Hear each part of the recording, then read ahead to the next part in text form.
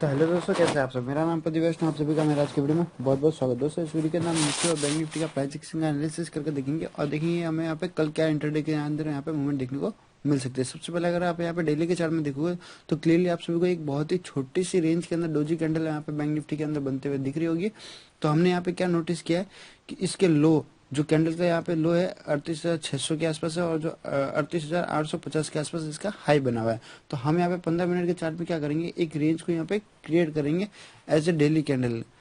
उसके अंदर आप यहाँ पे किस तरीके से आप यहाँ पे ट्रेड कर सकते हो। जैसे ही यहाँ पर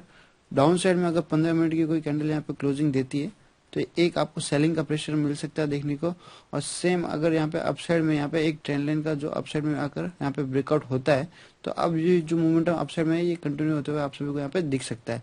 अब यहाँ पे जो डाउन साइड में अगर ब्रेकडाउन होता है तो सबसे पहले जो आपको यहाँ पे टारगेट आएगा वो लगभग 38,400 को, जो सबसे पहले यहाँ पे टारगेट निकल के आएगा 38,400 के आसपास। जो सेकंड टारगेट हमारे यहाँ पे निकल के आएगा वो स्विंग लो का निकल के आएगा लगभग 38,300 के आसपास का। अब यहाँ पे बैक टू बैक देखोगे तो अगर आप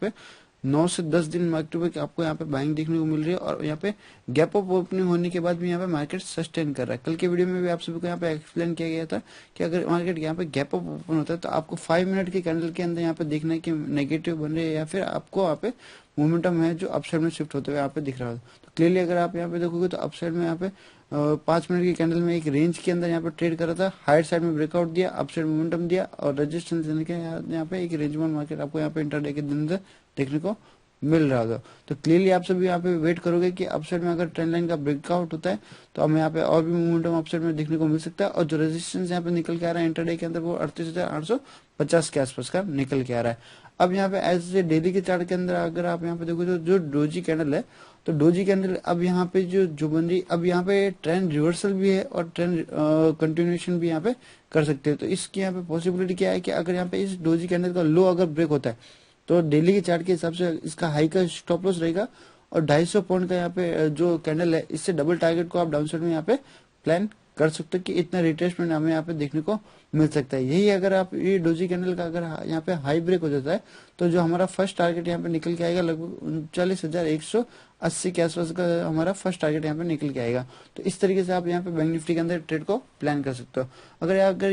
आप निफ्टी के अंदर देखोगे तो क्लियरली आप सबको यहाँ पे दिख रहा होगा कि 18,220 के आसपास यहाँ पे आज की क्लोजिंग है और 150 पॉइंट ऑफसाइड में मोमेंटम यहाँ पे देने के बाद यहाँ पे क्लोज दिया है। और हायर साइड में अगर आप यहाँ पे देखोगे तो इसी लेवल के आसपास से यहाँ पे एक फॉल देखने को भी आप सभी को यहाँ पे मिल रहा होगा। तो जो अभी यहाँ पे इंपॉर्टेंट रेजिस्टेंस के आसपास यहाँ पे क्लोजिंग देखने को मिल रही है तो बहुत ही इंटरेस्टिंग पॉइंट पे यहाँ पे आके यहाँ पे क्लोजिंग दे चुका है। अब यहाँ पे कल किस तरीके से यहाँ पे मोमेंटम हो सकता है कि अगर यहाँ पे बैंक निफ्टी है और निफ्टी अगर यहाँ पे फ्लैट ओपन होती है तो आपको फ्लैट ओपन होते ही यहाँ पे स्विंग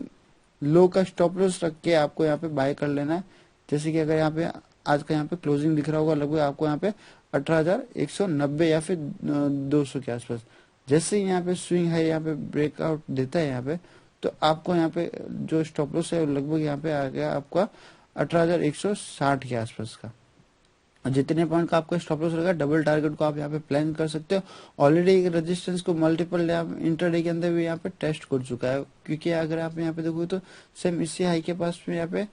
टेस्ट करने के बाद मार्केट ने यहाँ पे एक फॉल दिखाया था, बट ये फॉल इतना यहाँ पे सस्टेन नहीं हुआ और यहाँ पे एक रेंज क्रिएट करने के बाद अपसाइड मोमेंटम यहाँ पे देने की यहाँ पे कोशिश की है। तो क्लियरली अगर आप यहाँ पे देखोगे तो मोमेंटम धीरे धीरे अपसाइड में यहाँ पे शिफ्ट होता जा रहा है और डेली के चार्ट में एक छोटा सा भी यहाँ पे करेक्शन आपको देखने को नहीं मिल रहा है। तो क्लियरली आप सभी को यहाँ पे क्या करना है कि जो मोमेंटम अपसाइड में यहाँ पे है उसी के साथ आपको यहाँ पे फ्लो के अंदर ही यहाँ पे ट्रेड करना है। तो स्टॉप लॉस को आपको यहाँ पे क्या करना है, स्विंग लो का आपका यहाँ पे स्टॉप लॉस रहेगा और जितने भी पॉइंट का आपको यहाँ पे इंटरडे के अंदर स्टॉप लॉस रहता है उसके डबल टारगेट को आप यहाँ पे प्लान कर सकते हो। अब यहाँ पे इंटरेस्टिंग पॉइंट ये है कि बैक टू बैक यहाँ पे 1 2 3 4 5 6 7 8 9 10 11 12 13 दिन बैक टू बैक यहाँ पे बाइंग देखने को मिल रही है। तो सभी लोग यहाँ पे एक रिट्रेसमेंट का यहाँ पे वेट कर रहे हैं। अगर आप यहाँ पे निफ्टी के मंथली चार्ट को अगर आप यहाँ पे देखोगे तो क्लियरली आप सभी को यहाँ पे क्या दिख रहा होगा कि मार्केट ने यहाँ पे एक क्या किया है। अब यहाँ पे क्लियरली मंथली चार्ट के अंदर अगर आप यहाँ पे देखोगे तो क्लियरली यहाँ पे वन साइडेड अपसाइड मूवमेंट यहाँ पे देखने को मिली थी आप सभी को। 2 महीने यहाँ पे होल्ड कैंडल यहाँ पे 2 या 3 महीने यहाँ पे मार्केट ने यहाँ पे होल्ड किया था और इस होल्ड कैंडल का जैसे यहाँ पे ब्रेकआउट हो अपसाइड में यहाँ पे मोमेंटम आपको देखने को मिल रहा होगा। तो क्लियरली अगर आप यहाँ पे अभी भी देखोगे तो मार्केट ने एक करेक्शन दिखाया मंथली चार्ट में, और अब यहाँ पे अपसाइड में ब्रेकआउट के लिए भी यहाँ पे धीरे धीरे रेडी हो रहा है। तो क्लियरली अगर आप यहाँ पे मोमेंटम देखोगे तो मंथली चार्ट में भी अपसाइड में है और डेली के चार्ट में भी देखो तो यहाँ पे पॉजिटिव मोमेंटम में है। तो आप यहाँ पे ट्रेड को अगर अपॉर्चुनिटी सेल के साइड में देखते हो तो आपको स्मॉल क्वांटिटी के साथ में यहाँ पे ट्रेड करना और एक स्मॉल स्टॉप लॉस के साथ में यहाँ पे ट्रेड करना है। और अगर किसी रेंज का अगर ब्रेकडाउन होता है तो उस रेंज के हाई लो के नीचे शॉर्ट करके आप हाई का यहाँ पे स्टॉप लॉस रखिए, आपको ट्रेड करना है। ब्लाइंडली आपको यहाँ पे कोशिश नहीं करना है कि यहाँ पे